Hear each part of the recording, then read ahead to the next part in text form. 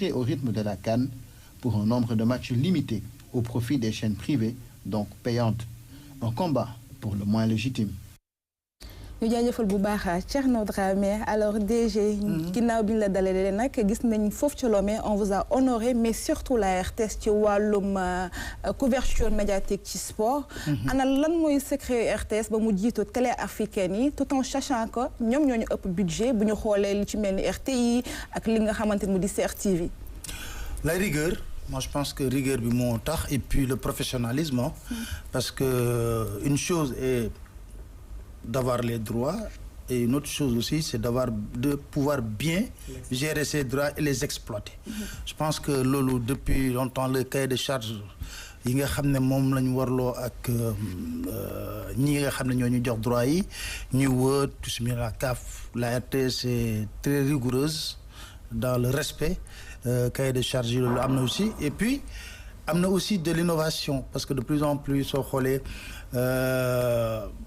on a eu en si peu de temps beaucoup d'acquisitions en termes sur le plan sportif. Je pense que desk sport mooy desk bu ñu gën a gâté ci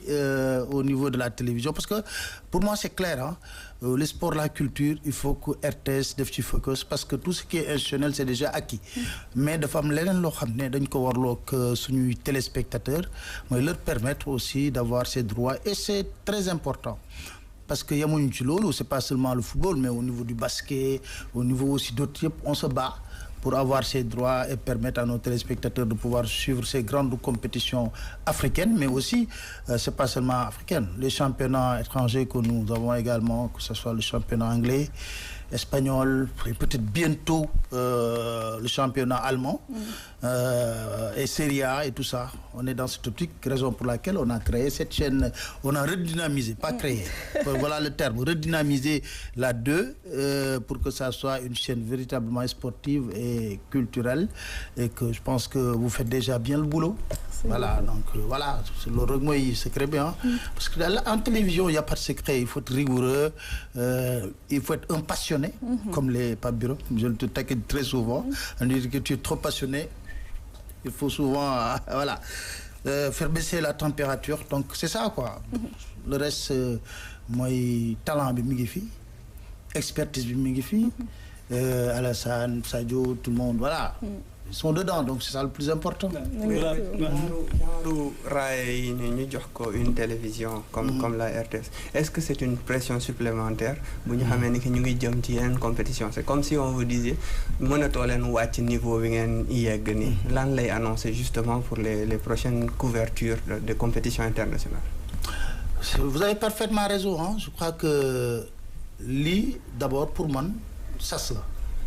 wala fi di wax sas mooy ngeen yokk seen rigueur gën a professionnel dans la gestion des grandes compétitions mais aller aussi vers l'innovation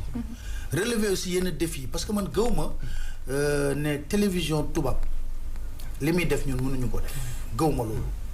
je pense que am nañ fi expertise bi am nañ fi xam-xam bi ñoo yem y a pas de complexe à développer avec ces voilà l'essentiel mooy ñu réunir toutes les conditions et l'essentiel ici est que ça soit un ensemble une chaîne comme je dis une télévision c'est une chaîne maillon bu ci manqué rek mu feeñ absolument mooy soo xoolee que ça soit le caméraman même chauffeur bi dem di la jëli sa kër di la indi sax bu tardé mu impacté wu ci émission bi nga war a def donc kon chaîne la mais loolu da ngay gis ne RTS aussi dafa am obligation maintenant de résultat surtout qu'on va vers une campagne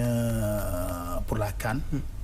je crois que là on va y aller aussi vers des innovations majeures mais nous menons aussi un combat combat qui est légitime je crois à mon avis donc tout est parti de ça et puis on a abordé déjà la question de manière ouverte bon am na processus Lomé en réalité acte la bu ñu posé soo xoolee booy suñu suivre actualité l'idée c'était lors de l'assemblée générale de l'UAR où j'avais invité convié le soir des amis DG yoo xam ne xamantuñu woon c'est un moment pour ñu waxtaan échanger j'ai interpellé ma ne mais pourquoi vous ñu nangu les chaînes francophones ñu jox 32 matchs les pays anglophones am dem 52 c'était ça aussi au départ Au départ, c'était les pays anglophones avaient les 52 matchs. Nous, on n'avait que 32. Ils m'ont dit, je dis, moi je trouve ça, il n'y a pas d'équité, parce que ces chaînes ne payent pas plus que nous. Absolument. Donc voilà, il n'y avait pas d'équité. Bon, ils m'ont dit, écoute, prends le lead et puis tu essaies tu doubles. Bon, c'est comme ça. Genre diplomatie. Exactement, xam naa dinañ ci dem léegi juste en vous disant que ñu dem ci li nga xamante ni mu di droit de retransmission CAN 2025, la RTS détient l'exclusivité, c'est un sujet de Koumba Diakhaté Mar. jëf ji du lu ndaw xaatim bi dox ci diggante ki nga xam ne mooy RTS ak New World TV bi nga xam ne moom rek moo am sañ-sañ joxe droit Coupe d'Afrique 2025 ca Maroc mu nekk nag lu am solo. Nous devons d'abord de se féliciter de la belle coopération que nous avons avec New World, qui est détenteur des droits. Je pense que c'est pas la première fois que nous travaillons avec New World. Je pense que tous les grands événements sportifs qui ont eu lieu ces dernières années, la RTS a eu à travailler avec New World dans une très belle coopération et un esprit de partage dans le respect des cahiers de charges. Ainsi, pour la prochaine Coupe d'Afrique des Nations qui aura lieu au Maroc incessamment, dans 2 ou 3 semaines, la RTS vient de signer avec New World pour obtenir les droits en exclusivité pour la télévision, la radio et pour les fan zones. Raison pour laquelle nous avons fait le déplacement ici à Lomé. léegi nag leer na fii ci Sénégal RTS kese moom dong moo fi am droit yi pour wane Coupe d'Afrique des Nations bii di xew ca Maroc. New World TV nag moom bëgg na ñëpp xamee ko noonu te fexe it sàmmonte ak àq ak yelleef yi. RTS, une institution que vous participez à grandir, à faire en sorte qu'elle rayonne partout en Afrique. Et nous en sommes témoins. Vous avez été un négociateur coriace. Ce partenariat a commencé il y a quelques années, mais vous l'amplifiez. Et donc c'est vraiment un plaisir. Pour New World TV, de donner les droits en exclusivité pour la télévision gratuite au Sénégal. Et nous espérons que tous les acteurs du... xaatim bi nag kon dafa wane ni RTS tàmbali na si lu jëm ci Coupe d'Afrique des Nations bi radio télévision Sénégal moom fas yéene def kemt lay kàttanam ngir rek indil askan wi li nga xam ne moom la ñuy xaar ci Coupe d'Afrique boobu. ñu jaajëfal bu baax a baax Koumba Diakhaté Mar ci li nga xamante ne moom la ñu indiloon. Alors DG ñu gis ni que droit de retransmission yi c'est de plus en plus cher mu mel ne nag obligation la ci RTS pour mu jënd compétition bi ngir bëggal Sénégalais yi. Oui, obligation la ci RTS, obligation la surtout pour nos États. Ça il faut préciser. Parce que c'est tout le sens du combat que nous menons. Parce que l'État bi mooy mobiliser souvent les fonds pour que quand même que son peuple puisse vivre intensément ce moment de communion, un événement sportif dans le continent africain. Ñu koy mën a seetaan vraiment sur la chaîne publique. Alors,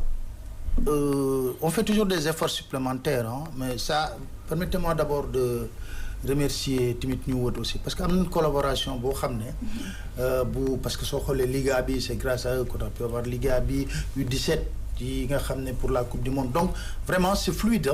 c'est fluide on peut tout le reprocher mais c'est fluide c'est par un coup de téléphone des fois on échange et tout ça et puis c'est parti donc c'est fluide la collaboration mais loolu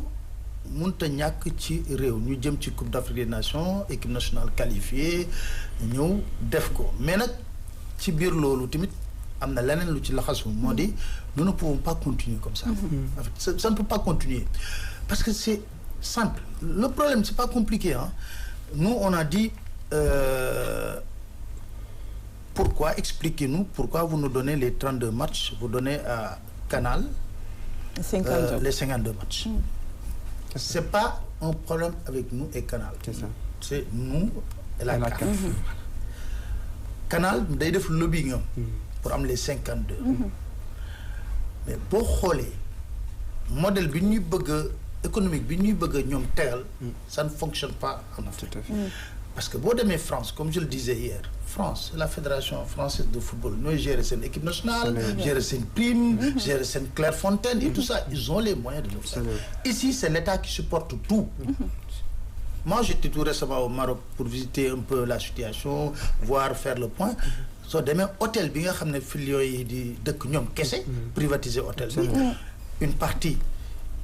fédération du jël mais li si des état bi moo koy supporter boo xoolee même entraîneur salaire am fii c'est état yoo koy fay alors que boo demee dëkk donc l'état contribue au rayonnement du football africain léegi yow nga ñëw ba compétition bi am nga ne leen yéen te télévision ngeen xam ne kii la qui du chaîne non payante la vous n'aurez pas la totalité des matchs mais ce débat là qu'est-ce qui s'est passé à Lomé nous avant on échangeait dans le collectif des chaînes nationales boo xam ne on est un groupe on en a discuté on a sorti une première déclaration et le secrétaire général de la CAF avait répondu violemment en pensant que c'était seulement la RTS qui revendiquait alors que derrière il y avait toute une équipe pratiquement toutes les chaînes bref on a posé un autre acte en sortant une autre déclaration mais après réflexion on a jugé nécessaire nous tous de faire le déplacement à Lomé loolu moo tax ñun ñëpp DG ñu demoon Lomé pour acter une autre déclaration qu'on va appeler la déclaration de Lomé et comme Dieu li ñuy wax rek yàlla dafa mën a defar responsable CAF bi dafa ñëw jël parole parce que xam naa peut-être que li ñu waxoon noonu mu génn ci biti neexul ko opinion bi alors ñu commencé di wax mais heureusement pour nous c'est on a remis à la RTS le prix il s'est trouvé que j'étais le porte-parole à truc et puis j'ai pris la parole pour lui dire et il y avait les légendes du football qui étaient là-bas Basile Boli Patrick Mboma Adebayor Bisson et tout le monde ils ont compris ils nous disent ce que tu poses là c'est un véritable problème parce que da ngay gis état bi supporté lépp amul hier je lisais un excellent texte du professeur Abdoulaye Sakho qu'il avait posé en 2016 il disait que même Europe France ak dëkk yëpp dañuy wax ne am na yenn compétition yi xew dafa am caractère boo xam ne amuñu sañ-sañ di ko xañ nit mu seetaan ko listé ko ñoom ñu d'accord ci question de souveraineté et en même temps aussi mais quand même nous on accompagne l'équipe nationale dans les phases éliminatoires comme je l'ai dit et c'est pas l'État qui paye qui achète les droits c'est la télévision qui mobilise ses fonds pour acheter éliminatoire Coupe d'Afrique éliminatoire Coupe du Monde ñu ñëw ba ci événement bi Canal ñëw moom doog a ñëw taxaw ci événement bi un événement joué en Afrique par des Africains loolu concurrence déloyale non c'est plus que concurrence déloyale et on apprend à notre grande surprise à Lomé que en Afrique du Sud la chaîne nationale a l'intégralité des matchs donc moi c'est pas comme si c'est voilà donc question d'égalité question d'équité quoi donc c'est pourquoi loolu il faut opinion bi xam ne du ñun suñu sañoon am les 52 mais du ñun ñoo ko décider CAF moo ko décider et nous dénonçons ça parce que nous pensons que c'est injuste te dafa nekk loo xam ne bon jaaduwul kenn mënu ko nangu donc soo waxee ñu ne la modèle économique mais xool leen bu baax système bi ni ñu koy tegee ñoom alors qu'est-ce qu'ils font ils ont 20 ou 25 sponsors qu'ils nous imposent à mettre avant le début du match en package ils nous imposent de le mettre avant le début du match ñu tegal leen ko début du match boo demee boo gisee ñoom si seen sponsor yooyu benn concurrent boo xam ne ñun mën nañ contacter moom fii ñu ne non c'est un concurrent donc comment nous allons rentabiliser ce que c'est ça il vous impose d'abord 32 matchs vous impose un package de sponsors yoo xam ne il verse l'argent au niveau de la CAF à la CAF et puis toi on te dit débrouille-toi et Canal vient ici. Canal n'a pas l'obligation de couvrir l'étendue du territoire. Comme je l'ai dit à Adebayor, il disait dans son speech que ba mu nekkee xale da daan rêver footballeur dans son village expliquer ba pare man ko mais maintenant on empêche à ces jeunes qui sont dans les villages yi nga xam ne seen famille amuñu mënuñu jënd bouquet on les empêche de rêver parce que on dit que non yéen boo leen am na match yoo xam ne mënoo leen ko c'est bon c'est quelque chose boo xam ne c'est un combat non pas des jeunes mais c'est un combat pour le peuple africain. Mais dans votre discours vous avez dit que ba léegi amoo leen mon réponse. Est-ce que jusqu'à l'heure où on se parle est-ce que vous avez eu quand même un contact de la CAF qui vous donne une ébauche même de réponse? Ce qui s'est passé c'est que juste après la cérémonie, il y avait les représentants de la CAF. C'était chaud, hein. Après la cérémonie, bon, on conviait vraiment nañ leen toog waxtaan. Mais ci biir waxtaan bi da nga leen sentir une volonté ñoom de diviser. Parce que dañu ñëw le représentant CAF pose des questions bi ne ma quelles sont les chaînes de télévision qui ont signé. Ma ne ko non, il faut reprendre la question. Moi, je reformule les questions. La question. Ici, nous les DG.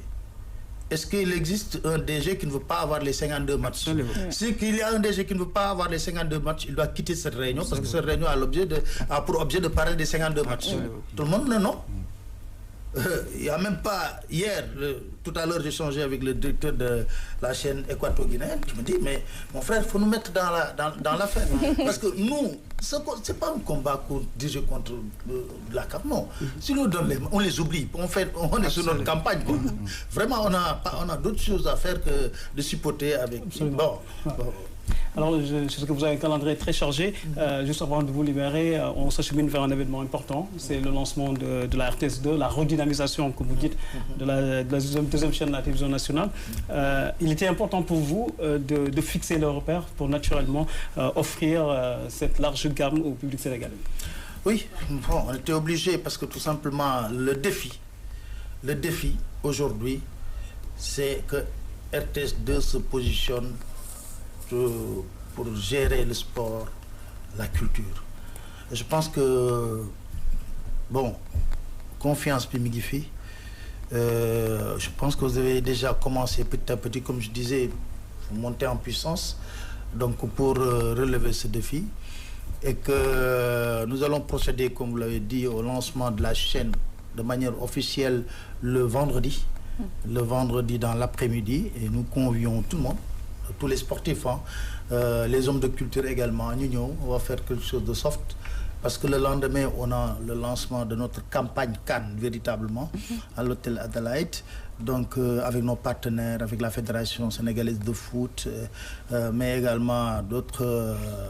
personnes qui seront conviées à cette rencontre, et que l'ambassadeur du Maroc a accepté d'être notre invité d'honneur par rapport à cela. Et puis après, ce qui reste à faire, c'est de dérouler notre campagne Cannes, et puis avec des innovations, parce que même à Dakar, on va se battre. On va essayer de relever un défi, de se positionner au Maroc, de mettre depuis le Maroc, de faire des émissions là-bas, vraiment en intégralité. Donc voilà, ce sont des défis qui sont devant nous, mais pas des défis insurmontables, et puis je pense qu'on peut faire l'affaire. Merci beaucoup. Alors, Pape Alassane, félicitations à nous. Ana lan ngay ajouter ci li DG wax, comment tu trouves aujourd'hui cette belle nouvelle que la RTS soit désignée en fait comme meilleure télé africaine? C'est une fierté, hein, même si bon, man bu ma commencé bokk ci affaire bi ça fait pas si longtemps, mais c'est une fierté de faire partie de l'aventure de l'équipe. C'est des gens qui ont beaucoup d'expérience, ñoom Ibrahima, Thierno, Françoise, Pape Biram, tout ça, ils ont vraiment jeté les bases d'une très belle couverture médiatique en sport. Donc nous on est venu, on a suivi le rythme, on essaie d'amener tamit suñu grain de sel, suñu particularité pour faire en sorte que les couvertures médiatiques sportives soient de très très bonne qualité. Et voilà, comme le ko DG bi waxee sas la léegi dañuy jéem a gën a yéegal niveau bi quoi. Yaa ngi mën wolof de. Pour que yeneen année yi tamit RTS conserver titre bi. Exactement. Alors Sadio, noo appréhender bonne nouvelle bi nga xamante ne moom la RTS am. Non, RTS, comme DG nous l'a rappelé, obligation de nos États d'abord. Parce que Coupe d'Afrique am Sénégal qualifié, teguñu ko ouf. Loolu moom c'est à la limite inimaginable. Donc, mais surtout lu ñuy jàpp mooy innovation yi ñuy waajal. Parce que suñ la dënkee dara mu am nuñ ko waroon doxale da nga koy yóbbu ci beneen level te loolu la annoncé sénégalais dinañuy toog suivre un petit peu lu ñu leen waajal lu ñuy préparer aussi boo xam ni ki RTS 2 dafa am wàll bu mu war a jouer aussi ci loolu noonu parce que moom mooy chaîne bu xamante ne aujourd'hui dafa war a fësal lépp luy tàggat yaram parce que au-delà du football yeneen sport yi faaw ñu gis ci seen bopp parce que nit ñi dañuy toog seen kër di naan waaw ñun nag gisuñu résultat yoo xamante ne ñoom seeni doom ñu ngi évoluer dans ça muy ay équitation muy ay golf muy handball donc ñun dañuy suñu wàllu mooy vraiment def le travail def loo xamante ne ñeneen ñi defuñu ko parce que RTS loolu la aussi dafa war a di démarqué wu te annoncé na ko ak innovation loolu mooy innovation en fait innovation mooy def loo xamante ne ñeneen ñi defuñu ko y compris RTS defagu ko woon ci loolu la ñu wéyal donc man pour man loolu laa war a jàpp ci message am. alors Pape Alassane Pape Birame yow tamit ñu lay féliciter bu baax ndax xam nañu lu jëm ci sport yooyu lañ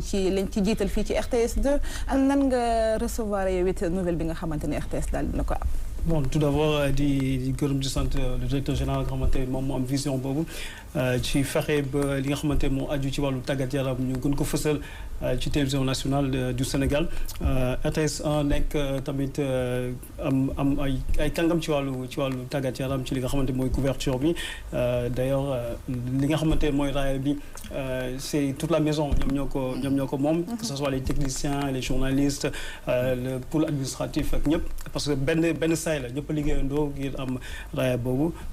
c'est encore heureux que ñu ñëw fekkee ko et puis jëm ci événement bu am solo bi nga xamante ne directeur général wax na ko sànq ci lu jëm ci wàllu gën a yaatal géew bi ci wàllu tàggat yaram RTS 2 nekk fii pour culture ak sport je pense que y a beaucoup de choses qui sont devant nous et de belles surprises qui attendent les téléspectateurs. alors Sadio xam naa ne athlétisme bi moom dañ koy daal di geler rek ba prochainement soit demain ak Ndeye Ndaw wala nga xaar ba jeudi rek. non bal nga bokk. jéggal naa merci beaucoup alors DG ñu ngi lay jaajëfal bu baax. merci ñu beaucoup bàyyi la nga xam naa nga def sa mot de la fin certainement di nga wax ci CAN bi lan la téléspectateurs yi mën a xaarandi ci RTS ci wàllu innovation mais aussi ci wàllum peut-être ay direct lan ngay wax askan bi vis-à-vis de cela ñu bàyyi la nga tàggatoo aussi. bon je pense que y a une équipe au niveau de la RTS ce que nous faisons du xalaatu benn nit. mais lu may wax toujours moi j'aime bien partager discuter échanger avec les personnes ba ñu acté benn affaire bu ñu acté nag amul ji wàcc raay bi ñun ñëpp dañ ciy tegu. parce que waxtaan nañ ba d'accord ne voilà la meilleure manière de faire ça donc ñun ñëpp nañ àndandoo ci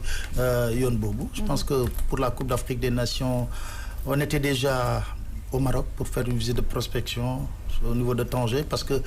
seule l'équipe nationale est à Tanger les autres équipes sont à Rabat je crois et que équipe nationale moo nekk Tanger donc foofu on va faire suñu quartier général à Tanger en plus de cela aussi ici au Sénégal am nañu aussi le village de Cannes qu'on va mettre en place il y aura aussi des fan zones qui seront à Dakar et un peu partout pour ceux qui le désirent parce qu'il y a une team Cannes qui a été mise en place depuis 4 ou 5 mois qui travaille depuis 4 ou 5 mois sur toutes les questions donc après chaque semaine on avait des réunions ñoom ils avaient leurs réunions après ils venaient me rendre compte pour qu'on puisse prendre certaines décisions et avancer je pense que cette année-ci vraiment il faut que ñu gën a yéegal baar bi ci gestion ou compétition bu mel ni CAN bon tout en souhaitant vraiment que waa CAF dellu si waat seen raison comme je bu ñu joxul sorte 52 waaye yokkaat paquet bi voilà donc c'est comme ça que mais c'est un combat de principe soit tu gagnes voilà l'histoire va retenir que tu as gagné tu perds l'histoire va retenir que au moment opportun vous avez posé ce débat voilà donc c'est un débat qui est juste donc vraiment di leen féliciter yéen tamit bu baax donc on se donne rendez-vous vendredi dans l'après-midi pour le lancement exactement voilà. merci beaucoup DG alors Pape Birame Bigué Ndiaye merci beaucoup merci ñu jaajëfal la ba ëllëg ak jàmm inchallah Sadio merci beaucoup à demain inchallah Pape Alassane merci à vendredi à vendredi non pour moi jeudi exact yéen ñëpp da ngeen yaru parce que DG moo fi toog tey du ma ci wax dara merci amis fidèles téléspectateurs vraiment c'était un plaisir ngeen toog ñu